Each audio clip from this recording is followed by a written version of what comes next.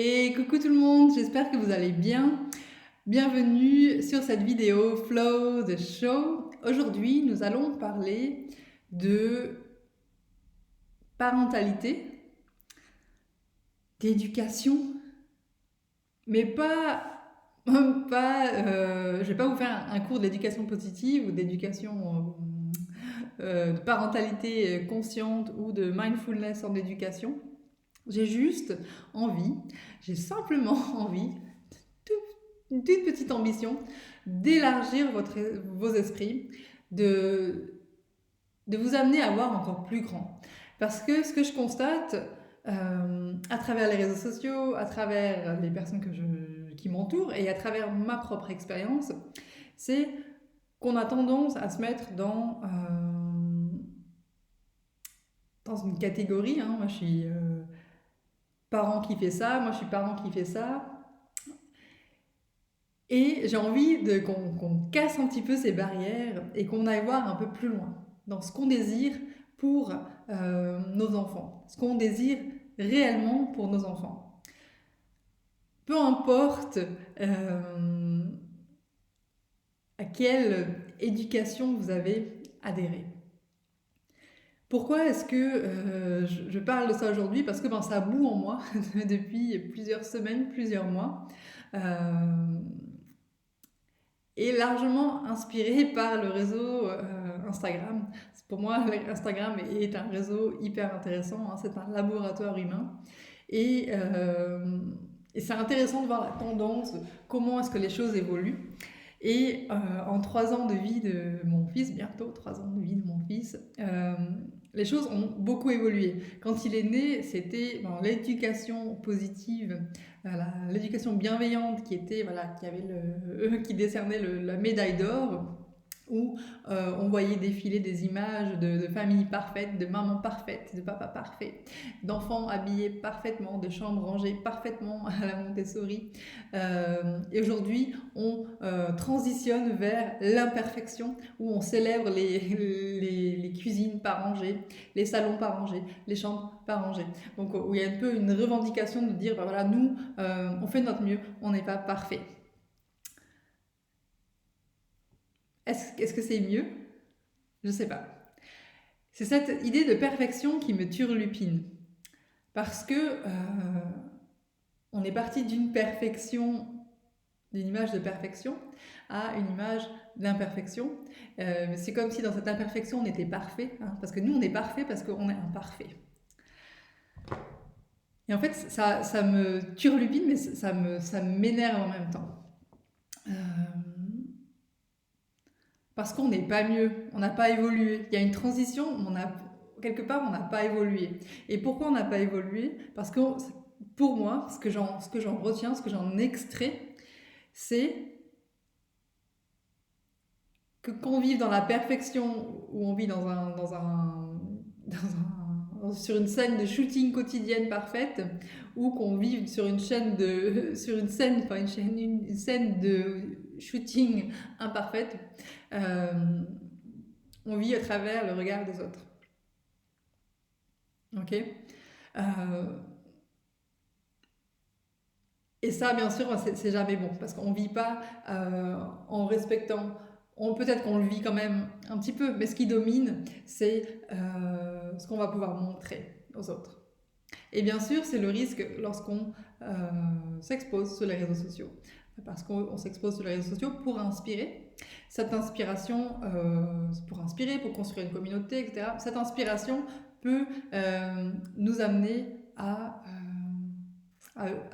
jouer un rôle en fait dans notre vie, à ne plus être vraiment présente dans nos vies.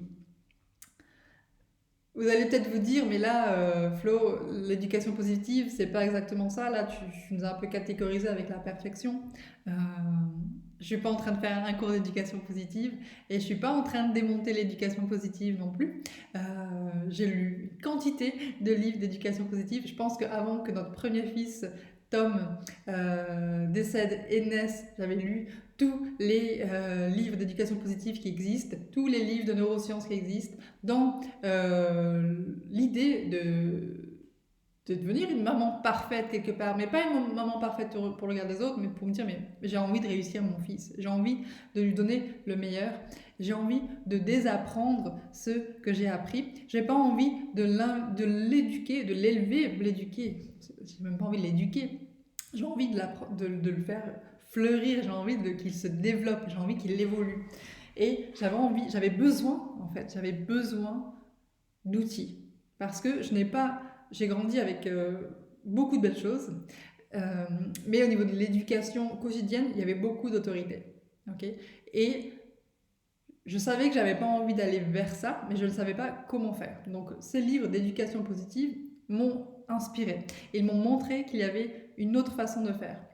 Et aujourd'hui, encore, de temps en temps, je vais sur le site Cool Parents Make Happy Kids et j'adore parce qu'il y a beaucoup d'humour dans les vidéos qu'elle présente. Comment elle s'appelle? Charlotte Ducharme, je crois. Et elles sont en général très courtes et ça permet de comprendre quelque chose ou de juste désamorcer une situation qu'on rencontre régulièrement avec notre fils. Et on regarde avec son papa et puis on se dit, bon, ok, on peut faire comme ça. Ou des fois, c'est juste savoir qu'en fait, c'est normal, c'est une phase et puis hop, on traverse. Donc, des outils de l'éducation positive nous aident encore aujourd'hui. Donc, je ne suis pas en train de dire que l'éducation positive doit être banni, loin de là. C'est juste apprendre avec des pincettes. Dire qu'est-ce qui me correspond et qu'est-ce qui ne me correspond pas. Ne pas s'enfermer avec cette étiquette, avec cette étiquette éducation positive et du coup respecter à la lettre un règlement, un code et finalement j'ai l'image d'un feu qui est là en nous et qu'on essaye d'éteindre tout le temps sans vraiment être conscient de ce qui se passe en nous et on répète des phrases comme des robots, on n'ose pas faire exploser la colère quand elle est là, on joue un rôle en fait. Donc juste un petit attention si vous êtes dans cette catégorie. Ça me fait toujours penser, ça me fait pas toujours penser, ça me fait penser à une réflexion que je me suis faite en Suisse, donc là où je vis actuellement, où alors, si vous êtes suisse qui regarde cette vidéo, ne le prenez pas comme une critique, mais ça m'a interpellée en fait dès que je suis arrivée il y a 10 ans, où j'ai l'impression que les Suisses respectent beaucoup les règles et si c'est pas une règle, alors on ne fait pas. Je ne sais pas si vous allez comprendre ce que je veux dire, mais oui, j'ai l'image comment on appelle ça en français, le crossroad, un passage piéton où il y a des règles, donc on s'arrête s'il y a un passage piéton. Ok, on s'arrête. Si c'est rouge, on s'arrête. Si c'est vert, on y va. Si il n'y a pas de feu, c'est le piéton qui est roi, donc ça c'est ok. Donc là, ils respectent, parce que c'est des règles qui sont comme ça dans la société. Par contre, s'il y a quelqu'un qui essaye de traverser un autre endroit qui n'a pas de passage piéton, mais ça m'est arrivé plusieurs fois dans le village où je vivais avant, où finalement le passage piéton c'était dangereux, là où c'était en fait pour accéder au passage piéton, je devais me mettre sur la route et me mettre en danger, donc je passais ailleurs et pour traverser du coup il n'y avait pas de passage piéton et il fallait que j'attende très longtemps pour qu'une voiture s'arrête, même en faisant signe avec ma poussette et là je me mettais pas en danger même si j'étais pas sur le passage piéton. Bref, c'est un exemple parmi tant d'autres, mais autour du passage piéton j'en ai plein où si c'est une règle on respecte, mais si c'est pas une règle on n'a pas j'ai l'impression que c'est pas naturel pour une grande partie de la population de dire bah tiens on va faire comme ça. Moi je me sens de m'arrêter là pour cette dame et son enfant. Oui c'est pas la règle, elle est pas sur le passage piéton mais c'est ok. Bref, c'est un exemple, j'espère que j'aurai froissé personne, c'est pas le but. Mais donc c'est ça, c'est se donner la liberté en fait, prendre ce qui nous parle et ce qui ne nous parle pas, le laisser.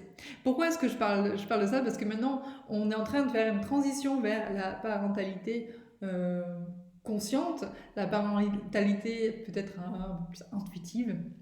Et c'est génial. Moi, j'adhère énormément. J'ai découvert cette conscious parenting il y a environ 2 ans aux États-Unis, où on en parlait très peu ici en francophonie, et c'est pareil, à nouveau, c'était ouverture d'esprit.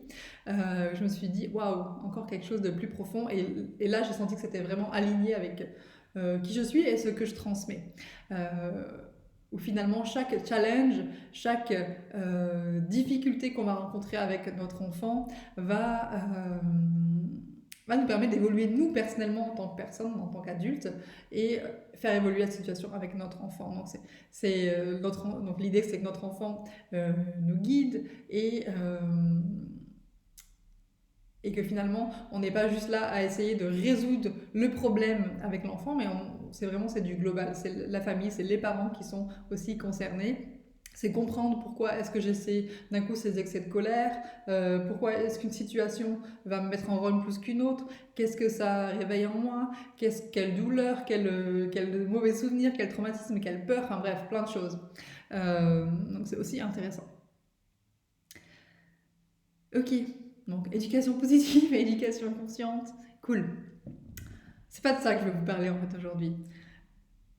Ce dont je vais vous parler, c'est les désirs profonds que vous avez pour vos enfants. Certes, l'éducation que vous allez choisir, que ce soit l'éducation positive, intuitive, créative, consciente, barjo, c'est important et ça vous permet de gérer le quotidien. Donc on a besoin de se positionner, de se poser la question de qu'est-ce qui est juste pour moi, ok? Donc pas qu'est-ce qui est juste pour les yeux de la société, mais vraiment qu'est-ce qui est juste pour moi, avec moi et mon enfant, dans ce que je vis, dans ce qu'on vit en tant que famille, qu'est-ce qui est juste pour nous, hein? Et d'être conscient que ouais, lorsque j'applique cette règle, ça ne nous convient pas ou ça nous convient. Est-ce qu'on a besoin d'écrire un règlement dans la famille parce que ça permet de cadrer les choses, enfin, bref, il y a plein d'idées, il y a plein d'outils qu'on peut mettre en place et c'est toujours se dire ouais, qu'est-ce qui est juste pour nous, pour notre famille, qu'est-ce qui fonctionne, qu'est-ce qui ne fonctionne pas. Okay, ça c'est utile pour gérer le quotidien, nos quotidiens avec nos enfants.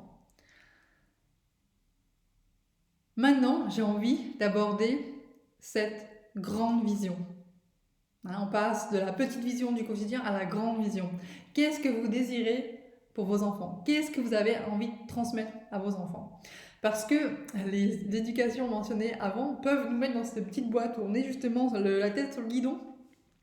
Pour nos enfants, en éducation positive, je choisis l'allaitement long, je choisis des jouets en bois, je choisis des petits vêtements organiques, je choisis des petits plats, etc. Et on peut tomber à nouveau, dans ce que je viens de décrire, ça peut être l'image parfaite, je veux incarner cette maman parfaite, ou ça peut vraiment être vivre ce qui est juste pour moi. Dans tous les exemples que j'ai évoqués là, c'est ce que je fais moi dans mon quotidien et c'est conscient. En fait, ça me donne énormément de plaisir. Ça me donne énormément de plaisir d'avoir que mon fils ait des beaux jouets. Ça me donne vraiment du plaisir. Je trouve ça beau. Il a des jouets qui sont moins beaux à mes yeux parce que quand son gros bus bleu en plastique, mais il adore son gros bus bleu en plastique, donc c'est ok. Mais ça me fait plaisir qu'il ait des beaux jouets. Ça me fait plaisir qu'il ait des jolis vêtements, mais c'est pas le cas tout le temps. Des fois, il a des vêtements où c'est moins joli à mes yeux, mais c'est ok. Il les aime, il est bien dedans, il est au chaud. Il a bientôt 3 ans, il est toujours allaité. C'est juste pour moi, plus la nuit, parce que là, j'en pouvais plus. Mais en journée, et c'est encore juste pour nous. Bref, c'est faire un check. Où est-ce que j'en suis? Est-ce que dans mes décisions là, j'incarne, je vis ces décisions pour être une bonne mère au vu d'un groupe de la société, parce qu'on ne sera jamais une bonne mère ou un bon père pour toute la planète, de toute façon, peu importe ce qu'on fait, on sera toujours critiqué ou jugé. Donc c'est se dire, donc finalement c'est beaucoup plus simple de se dire bah, qu'est-ce qui est important pour moi, pourquoi est-ce que je fais ce que je fais, est-ce que c'est juste pour moi? Ok, donc ça c'est le micro-management de l'éducation de nos enfants. Maintenant, j'ai envie de nous amener à réfléchir, et c'est une réflexion que je mène moi-même pour mon fils, comment faire pour que nos enfants soient des champions? Comment faire pour que nos enfants, plus tard, devenant ados, devenant adultes, soient des champions du mindset, soient des champions de la confiance, soient des champions de projets qui vibrent, soient des champions de vivre une vie d'excellence. La base, c'est peut-être cette éducation dont on vient de parler. Okay, on leur donne des clés de confiance, de respect, de créativité. On instaure un cadre, des racines saines. Okay, c'est l'idée, je pense, la plupart des personnes qui s'engagent sur le chemin de la conscience et de la positivité, c'est de transmettre ces racines saines, propres, étincelantes à nos enfants. Encore une fois, on peut s'enfermer dans quelque chose de tellement rigide que finalement on va à l'encontre de ça. Hein, donc toujours être conscient de là où on est, comment on le fait, pourquoi on le fait, et ouais, est-ce qu'on est tombé dans la perfection, est-ce qu'on est tombé dans la peur du jugement, la peur de faire faux, etc. Et si je suis totalement transparente, je ne suis pas parfaite, je fais partie des mamans parfaitement imparfaites.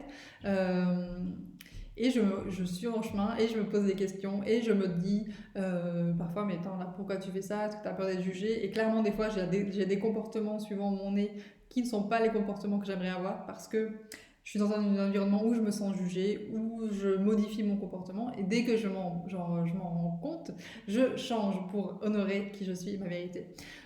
Et toujours dans le respect le plus possible de mon fils.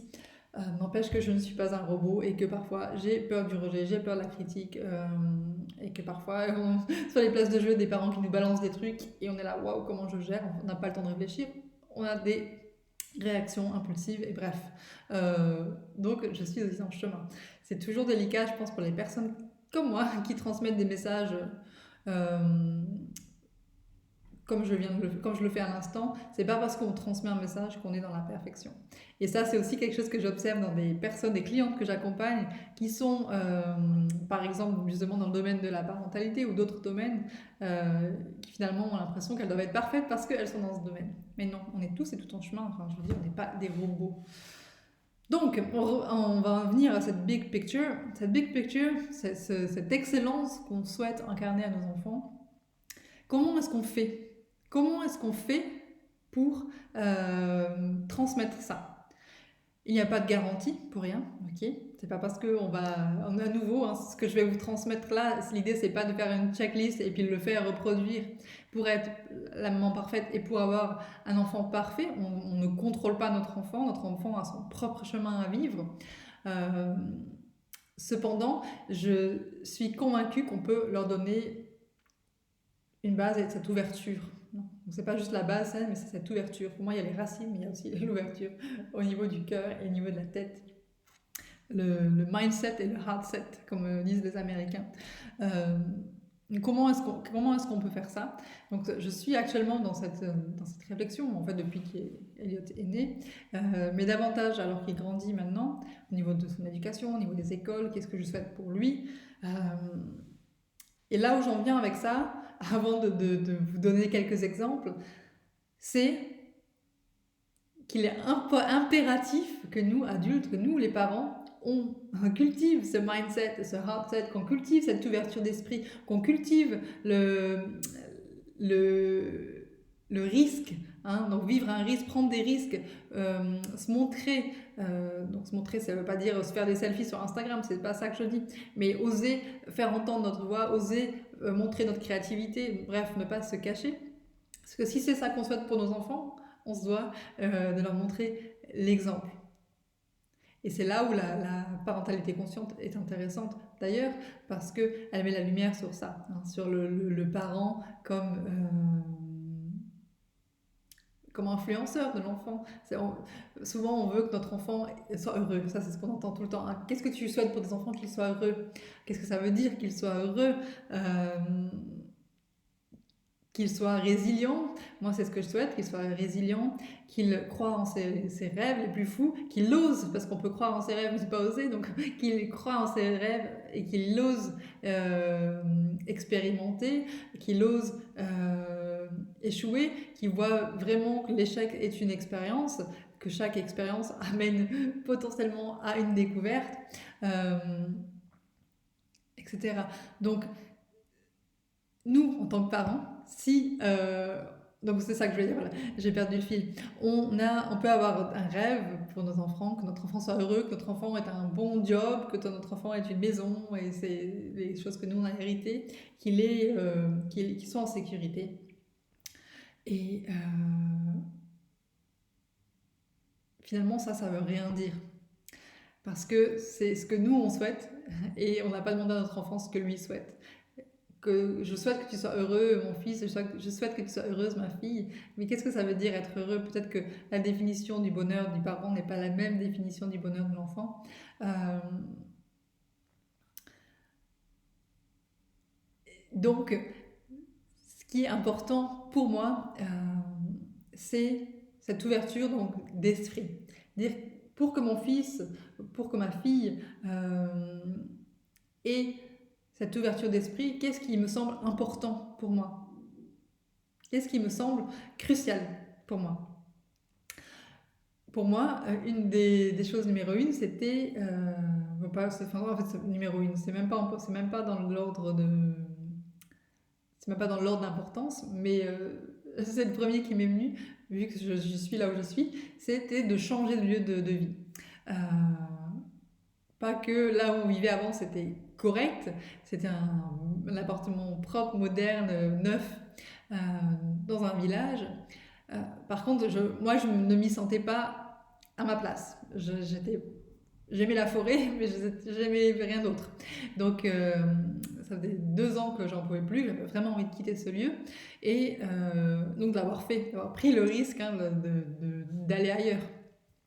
Et de vivre maintenant dans un lieu inspirant où, à chaque fenêtre, on a une vue juste incroyable. C'est ce qui m'inspire. Et pour moi, que mon fils ait cette vue comme normale, c'est lui donner une base de normalité qui est extraordinaire. Et c'est, j'espère, je souhaite quelque chose qui continuera de cultiver lui, une fois qu'il sera adulte, euh, qu'il ne voudra pas moins que ça.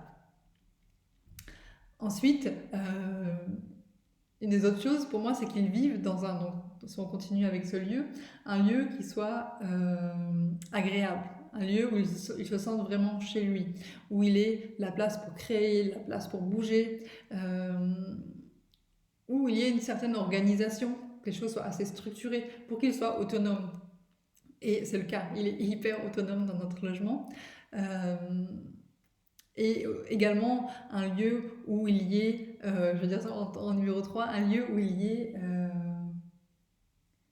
ait pas trop de choses. On n'est pas encombré de choses. On ouvre les placards, il y a la place pour ranger les choses. On n'est pas là à pousser dans les placards les choses. C'est quelque chose qui m'insupporte. Et quelque part, je trouve que c'est aussi montrer le message qu'on a assez de choses. On n'est pas dans le trop, on n'est pas dans le hyper minimaliste. On a des choses, on a des livres qui traînent, on a encore des cartons de déménagement qui traînent.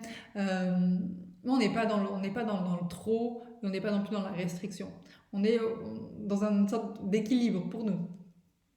Hein, peut-être que vous, votre niveau de bonheur augmente et que pour vous, c'est inspirant d'avoir des choses partout. Moi, c'est pas mon avis. Ça ne veut pas dire que c'est la vie pour tout le monde, ok? Donc ça, c'est ma conception. Et c'est honorer ça. C'est ça que je suis en train de vous transmettre ici. C'est de vous poser la question pour que mon fils, ma fille soit dans cette excellence, pour leur transmettre que tout est possible. Qu'est-ce que concrètement je peux faire tous les jours? Donc là, c'est des choses assez matérielles que je vous ai transmises, mais ça en fait partie. Donc pour moi, c'est avoir de la verdure. Donc on a des plantes un peu partout. J'achète des fleurs fraîches régulièrement parce que moi, ça me procure du bonheur. Et j'aime lui transmettre ça. Il regarde les fleurs avec moi. Est-ce que ça, je peux toucher? Est-ce que ça, je peux tirer? Il s'intéresse petit à petit. Donc je trouve ça, voilà, on habite dans en ville, mais on a la nature à la maison autant que possible. C'est aussi avoir des livres inspirants. Hein, donc pour lui, bon, il a ses livres d'enfants et puis je fais toujours attention aux histoires qu'il lit. En fait, je suis sensible à ça sans être consciemment dans le... si je suis sensible à ça, voilà. Si je sens qu'il y a une histoire où l'énergie de l'histoire est pas juste, pour le moment, je ne lui propose pas. Ensuite, dans nos bibliothèques d'adultes, Il va grandir avec des livres inspirants autour de lui, ou quand il aura l'envie, s'il a l'envie un jour d'aller voir dans les bibliothèques de papa-maman, ben voilà, il y a des livres d'art, il y a des livres de développement personnel, il y a des livres autour du mindset de l'argent, il y a des livres autour de réaliser ses rêves, plein de choses. Donc ça, pour moi, c'est grandir dans un environnement riche. Également, nous avons pris la décision avec son papa qu'il soit pas confronté aux écrans, en fait très peu confronté aux écrans. Donc nous avons un téléphone portable chacun et on limite notre consommation quand on est avec lui de manière hyper consciente. J'ai juste pas envie, moi, que mon fils ait cette image d'une maman ou d'un papa qui soit tout le temps sur leur téléphone. Donc il est là parfois quand je suis sur mon téléphone, mais c'est très conscient et c'est très court. C'est vraiment. Et je lui dis toujours, écoute, maman, là, elle va répondre à un message, maman doit faire quelque chose lié au travail. Je suis à toi dans 5 minutes. Et il y a un panneau qui dit voilà, attention, là je vais aller sur mon téléphone. Quand on est à table, on n'a pas le téléphone à côté de nous, ou très rarement, parfois on l'a parce que c'est le téléphone qui, avec le Bluetooth qui gère le son, la musique, etc. Donc ça, on est en train de regarder pour une autre option parce qu'on ne veut pas avoir notre téléphone partout. On a fait le choix de ne pas avoir de télé à la maison, de ne plus avoir de télé. On en avait une avant qu'il ne connaissait pas, il ne savait pas ce que c'était parce qu'elle n'a jamais été allumée lorsqu'il était éveillé. On est en train de se poser des questions parce qu'on ne regarde pas la télé, mais ça nous manque de ne pas regarder un bon film devant un bon écran. Donc à voir, mais c'est vrai que en tout cas pour l'instant moi j'ai cette fierté. Encore une fois, c'est pas un jugement pour les enfants qui regardent la télé, mais c'est ce qui me semblait juste pour moi. J'avais envie qu'avant d'introduire la télé, parce qu'il connaîtra la télé à un moment donné, ou enfin la télé, ce que je veux dire, une base vidéo, un support pour regarder des vidéos, que ce soit la télé ou un autre écran. Mais je voulais que nous, déjà en tant que parents, c'était pas juste pour lui, c'était aussi pour nous en tant que parents, qu'on apprenne à gérer, à vivre avec notre fils sans la télé. Que la télé ne devienne pas un babysitter tout de suite, en tout cas. Qu'on arrive à gérer, je crois que c'est le mot, parce que des fois on a vraiment l'impression qu'on doit gérer, parce que c'est pas facile tout le temps, et nous n'avons pas de famille sur place, donc on n'a pas de babysitter, grands-parents ou tante, tonton sur place, donc parfois c'est lourd, et je pense qu'on savait que si on avait la télé, qu'on commençait à lui introduire la télé, on risquait d'en dépendre de plus en plus parce que ça serait la solution facile pour nous. Et donc on avait envie en tout cas d'essayer sans et voir comment est-ce qu'on gérait. Et puis ça, j'en suis fière parce qu'on a tenu ça. Et donc Elliot est un enfant qui est hyper créatif. Hyper créatif. Moi, ça m'hallucine comme il est créatif avec son jeu, qui joue tout le temps. Il peut jouer toute la journée. Il nous sollicite beaucoup pour jouer. Donc on joue beaucoup avec lui. Parfois, alors on se dit, c'est clair que si on avait la télé, ça ferait une pause de 30 minutes, ici et là. Et voilà, donc pour moi, c'est une fierté où j'avais vraiment besoin de développer cette relation avec mon fils et aussi que lui développe cette relation avec lui-même à travers le jeu. Bien sûr, on voit bien les enfants qui ont la télé et qui jouent aussi, donc je dis pas que c'est... Mais voilà, je connais aussi des enfants qui ont la télé et qui ne savent pas jouer. Donc pour moi, ça c'est un drame. Donc voilà, ça ce sont des éléments que nous mettons en place. Ensuite, c'est à travers la cuisine également. Cuisiner avec lui, il est hyper impliqué dans la cuisine, il adore être dans la cuisine d'ailleurs, maintenant il nous vole nos ustensiles pour jouer avec dans sa cuisine. Et qu'il ait comme base de cuisine des aliments, des vrais aliments, des parents qui prennent du plaisir à cuisiner, qui prennent le temps de cuisiner. Donc ça, c'est une base pour lui. Attention, ça ne veut pas dire qu'il mange tout, c'est un enfant qui ne mange rien, comme moi quand j'étais petite. Donc ça ne veut pas dire que lui donner des bases magnifiques comme ça garantit un palais ouvert à toutes les couleurs. Pour l'instant, c'est pas le cas. Ça devient de mieux en mieux, mais c'est pas le cas. Mais en tout cas, c'est son normal. C'est sa normalité. D'avoir des plats cuisinés, d'avoir maman ou papa qui passe du temps dans la cuisine. Et pour moi, ça, c'est un exemple top. Et j'ai toujours plaisir à lui faire sentir les choses. Voilà, il est toujours très curieux de ce qui se passe dans la cuisine, donc il est mêlé, il est énormément mêlé à notre vie. Euh, Également, encore deux points que j'ai envie de mentionner, c'est donc, et en lien avec ce que je viens de dire là, c'est d'impliquer nos enfants quand on prépare des sacs pour donner aux œuvres caritatives. On lui explique ce que c'est, pourquoi est-ce que c'est. Donc c'est juste impliqué. Quand on reçoit des amis à la maison, il est là avec nous, on ne l'envoie pas dans sa chambre ou on ne le couche pas avant, sauf s'il est très très tard, mais ça n'arrive en général pas, pour qu'ils soient impliqués, qu'ils soient là, qu'ils entendent les conversations intéressantes qu'on a entre amis, euh, parce que ces conversations, elles ouvrent l'esprit. Également, ça me vient du coup en lien avec ça. J'écoute des podcasts super inspirants pour moi quand je fais la cuisine ou quoi, et il est là, il les entend, c'est sa base. Okay, c'est pas quelque chose que je fais juste en privé quand il n'est pas là, je le fais avec lui. Je lis des livres inspirants quand il joue à côté de moi. Et c'est jamais dans le but, je vais le faire pour que, c'est ça la grosse différence, c'est que je vis ma vie. Euh, et c'est son normal, ok. Donc je dis pas, je vais lire ce livre de Mathieu Ricard à côté de lui pour que il ait cette ouverture d'esprit, cette conscience. Non, je suis en train de lire un livre, je me mets à côté de lui et il joue. C'est mon normal, c'est des livres que je lis normalement, c'est des podcasts que j'écoute normalement, c'est la musique que j'écoute normalement. Je danse, j'aime danser, je danse avec lui, à côté de lui. Euh,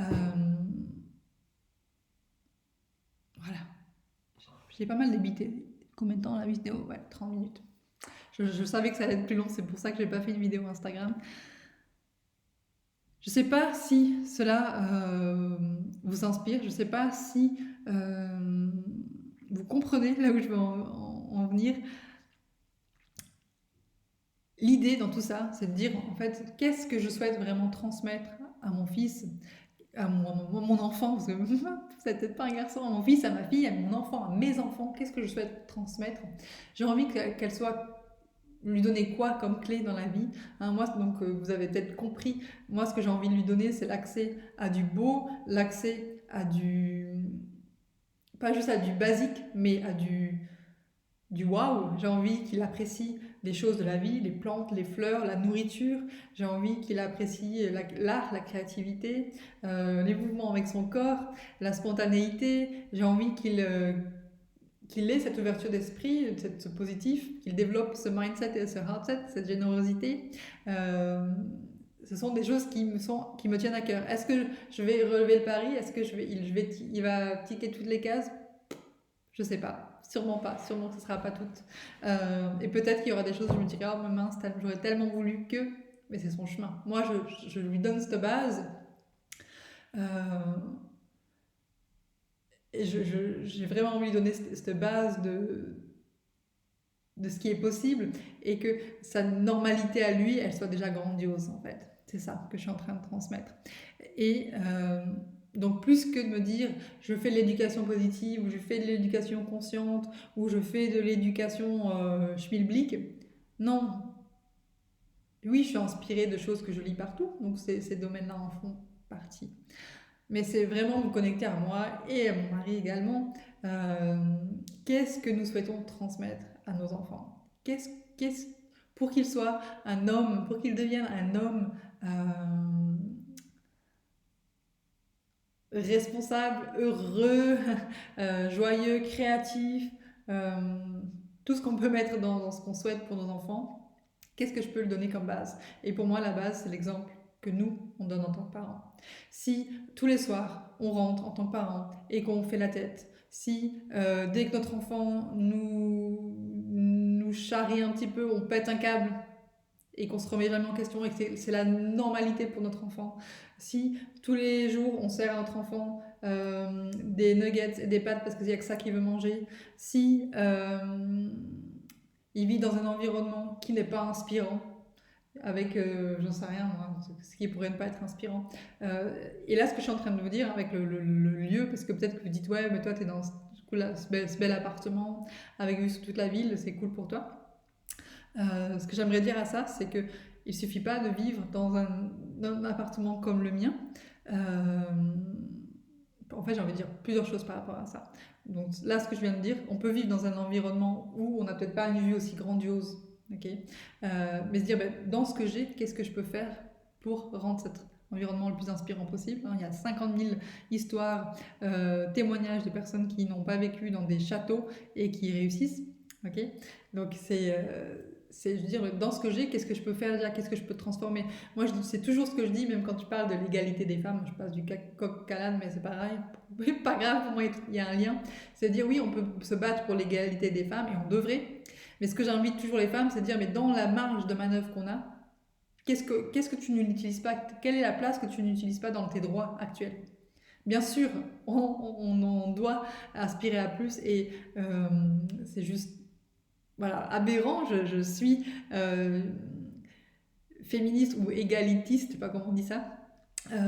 Mais déjà, dans la marge de manœuvre que j'ai aujourd'hui, qu'est-ce que je peux faire? C'est toujours ma règle pour tout. Qu'est-ce que je peux faire avec le budget que j'ai actuellement? Qu'est-ce que je peux faire avec le logement que j'ai actuellement? Qu'est-ce que je peux faire avec les compétences que j'ai actuellement? Ce que je peux faire pour moi? Et bien sûr, ensuite, j'irradie autour de moi, autour de mes enfants. Ok. Et oui, ce que je veux dire par rapport au logement que nous avons aujourd'hui, c'est des choix aussi qu'on fait, hein. Il y a des choix qu'on a fait pour avoir ce logement, donc des choses qu'on ne vit plus actuellement, temporairement, pour mettre en place ce projet de vie, donc ce logement, et d'autres projets qu'on a en tête. Donc on a revu nos finances, nos budgets, et donc il y a des choses, on part pas en vacances aux quatre coins du monde 4 fois par an comme on faisait avant. Maintenant, on a une vie beaucoup plus lente. On a décidé de ne plus avoir de voiture, ça fait depuis le mois de juillet l'année dernière, on n'a plus de voiture. Ça, je pourrais en reparler dans une autre vidéo. Bref, ça a été toute une démarche, des choix de vie qu'on a fait, ok, pour avoir cet appartement, pour vivre la vie qu'on vit aujourd'hui. Et d'ailleurs, c'est toujours en cours parce qu'on n'est pas à la fin de nos vies, en tout cas, j'espère pas. Voilà, donc cette vidéo est assez longue. Mais je ne me justifie pas, hein. Nous les femmes, on a tendance à s'excuser quand on fait quelque chose de trop long, ou quand on parle un moment avant de dire quelque chose d'assez percutant. Mais bref, ça peut être l'objet d'une autre vidéo, d'un autre podcast. J'espère aujourd'hui que je vous ai invité à faire un pas en arrière et à vous poser la question, en fait, mais quelle vie je souhaite moi? Qu'est-ce que je souhaite transmettre à mon enfant? Mais ça passe par vous, ok? On n'est pas juste dans la projection de ce qu'on veut à nos enfants et continuer à vivre notre petite vie, hein, aucun jugement, mais notre vie actuelle qui est finalement remplie de règles, remplie de contraintes, remplie de déconnexion de soi. Et se dire, ben, moi, si je veux que mon enfant ait cette vie grandiose, qu'il ait un impact dans sa vie pour lui et pour les autres, qu'il soit vraiment cette personne avec cette présence et ce charisme, qu'il soit vraiment cette personne qui aura peut-être moins de présence et moins de charisme, mais qui va impacter d'une autre façon parce qu'il a un tempérament différent, bien sûr. Qu'est-ce que je peux changer moi aujourd'hui en tant qu'être humain, en tant que parent? Qu'est-ce que je peux changer dans ma vie? Est-ce que on a besoin de déménager en tant que famille? Est-ce qu'on a besoin j'ai besoin de changer de job? Est-ce que j'ai besoin de guérir des blessures? Qu'est-ce que j'ai besoin? Ok, de vous remettre en question, de vous reconnecter à cette grande vision de votre vie pour vous, votre vie pour votre famille. Qu'est-ce que vous héritez? Qu'est-ce que vous transmettez? Qu'est-ce que vos enfants héritent de vous? Pas dans la culpabilité, encore une fois, c'est jamais le but dans ce que je transmets, mais c'est juste de se réveiller et dire ok, la vie c'est maintenant, je peux me plaindre, mais je peux aussi changer les choses. Qu'est-ce que je peux changer aujourd'hui? Mon programme Star of the Show accompagne exactement dans tout ça. Quels sont mes rêves, quels sont mes idéaux pro et perso, et bien sûr le but du programme c'est de les mettre en place. Donc ensemble, pendant plusieurs mois, on avance et on met en place des projets de vie, des projets pro qui déchirent sa mémé en slip. Donc si vous êtes intéressé, faites-moi un message en privé sur les réseaux sociaux ou sur ma boîte mail via la page contact du site internet. Et je me réjouis de vous lire et je me réjouis de vous proposer, de vous raconter ce qui se passe dans le programme si vous avez besoin d'en savoir plus, et surtout de vous accompagner aux transformations pour vous et pour vos enfants. Voilà, je vous embrasse et je vous dis à bientôt. Ciao, ciao!